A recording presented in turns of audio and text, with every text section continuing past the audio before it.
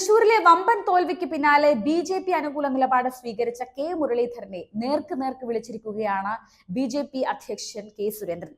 ബി.ജെ.പിയിൽ ചേരാതെ K മുരളീധരന് ഇനി നിയമസഭ കാണില്ലെന്നാണ് BJP. സംസ്ഥാന പ്രസിഡന്റ് കെ മുരളീധരൻ വെല്ലുവിളിച്ചിരിക്കുന്നത്. മാത്രമല്ല, മുരളീധരന് സമനില തെറ്റിയിരിക്കുകയാണെന്നും അദ്ദേഹം കരയിൽ പിടിപെട്ട മീൻ പോലെ കിടന്ന് പിടയ്ക്കുന്ന അവസ്ഥയാണ് കോൺഗ്രസിലുള്ളതെന്നും കെ സുരേന്ദ്രൻ പറഞ്ഞു. ബി.ജെ.പി. അംഗത്വം എടുത്താൽ മാത്രമേ ഇനി മുരളീധരന് നിയമസഭയിൽ കാലുകുത്താൻ കഴിയൂ എന്നും സുരേന്ദ്രൻ പറഞ്ഞതോടെ ഇത് വലിയ വിവാദങ്ങളിലേക്ക് എത്തുകയാണ്. ഇനി ബി.ജെ.പി. എന്ന ലക്ഷ്യത്തിലേക്ക് എത്താതെ മുരളീധരന് വേറെ നിവൃത്തിയില്ലെന്നാണ് കെ സുരേന്ദ്രൻ പറഞ്ഞു വെക്കുന്നത്. ലോക്സഭാ തിരഞ്ഞെടുപ്പിൽ കേരളത്തിൽ ബി.ജെ.പി. അക്കൗണ്ട് തുറക്കില്ല എന്ന് വെല്ലുവിളിച്ച യു.ഡി.എഫ്. നേതാവാണ് കെ മുരളീധരൻ. എന്നാൽ അദ്ദേഹത്തെ തന്നെ തോൽപ്പിച്ചുകൊണ്ടാണ് തൃശ്ശൂരിലെ ജനങ്ങൾ മറുപടി നൽകിയത്.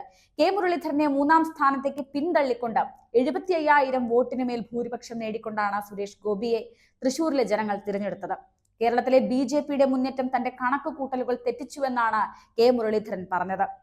ബി.ജെ.പിയിലേക്ക് ഇങ്ങനെ ഒരു അടിയൊഴുക്ക് പ്രതീക്ഷിച്ചിരുന്നില്ല.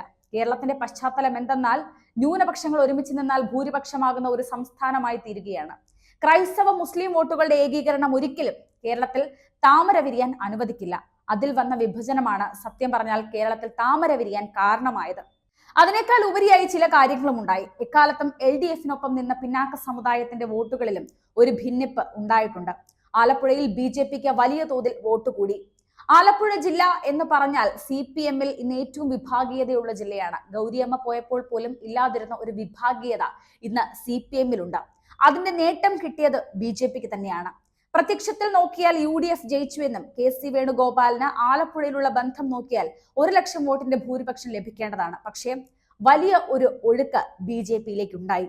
2 ലക്ഷത്തിൽ കൂടുതൽ വോട്ടാണ് ശോഭാ സുരേന്ദ്രന് ഇവിടെ ലഭിച്ചത്. അതും കേരളത്തിൽ താമര വിരിയുന്നതിന് ഒരു പങ്ക് വഹിച്ചിട്ടുണ്ട്. ഈ വാക്കുകളെല്ലാം തന്നെ കെ മുരളീധരൻ പറഞ്ഞിരുന്നതാണ്. ഇതോടെയാണ് വലിയ ചർച്ചകൾ തുടങ്ങിയത്. മുരളീധരന്റെ ബി.ജെ.പി. അനുകൂല നിലപാട് മുരളീധരനെ ബി.ജെ.പിയിലേക്ക് വരാൻ തന്നെ കാരണമാക്കിയിരിക്കുകയാണ്. ഇനി ഇതല്ലാതെ മറ്റു വഴികളില്ല. ഇത് മാത്രമല്ല, വാസുകിയെ വിദേശ സഹകരണത്തിനായുള്ള സെക്രട്ടറിയായി നിയമിച്ചത് തെറ്റാണെന്ന് താൻ നേരത്തെ തന്നെ പറഞ്ഞിരുന്നുവെന്നും അപ്പോൾ തന്നെ തെറി വിളിക്കുകയാണെന്നും വിദേശകാര്യ സെക്രട്ടറി തന്നെ ഇപ്പോൾ ഇക്കാര്യത്തിൽ രംഗത്ത് വന്നിരിക്കുകയാണെന്നും ഇത് അഴിമതിയും സ്വർണ്ണക്കടത്തും ഒഫീഷ്യലാക്കാനാണ് ഈ നടപടിയെന്നും കെ സുരേന്ദ്രൻ പറഞ്ഞു. ഭരണഘടനയെ മറികടക്കരുതെന്ന വിദേശ മന്ത്രാലയവും സംസ്ഥാന സർക്കാരിന്റെ കർശന താക്കീതും നൽകിയിരിക്കുകയാണ് ഈ കാര്യത്തിൽ. കേന്ദ്രത്തിന്റെ അധികാരത്തിലേക്ക് കടക്കരുതെന്ന വിദേശകാര്യ വക്താവ് രൺധീർ ജയ്സ്വാൾ വാർത്താ സമ്മേളനത്തിൽ പറഞ്ഞതോടുകൂടി കേരള സർക്കാർ വലിയ പ്രതിസന്ധിയിലായിരിക്കുകയാണ്. വിദേശ രാജ്യങ്ങളുമായി ബന്ധപ്പെട്ട കാര്യങ്ങൾ കേന്ദ്ര വിഷയമാണെന്നും വിദേശകാര്യ വക്താവ് ചൂണ്ടിക്കാട്ടിയിട്ടുണ്ട്. വിദേശ രാജ്യങ്ങളുമായി ബന്ധപ്പെട്ട വിഷയം സംസ്ഥാന ലിസ്റ്റിലും കൺകറന്റ് ലിസ്റ്റിലുള്ളതല്ലെന്നും കേരളത്തെ ഓർമ്മിപ്പിക്കുകയാണ്.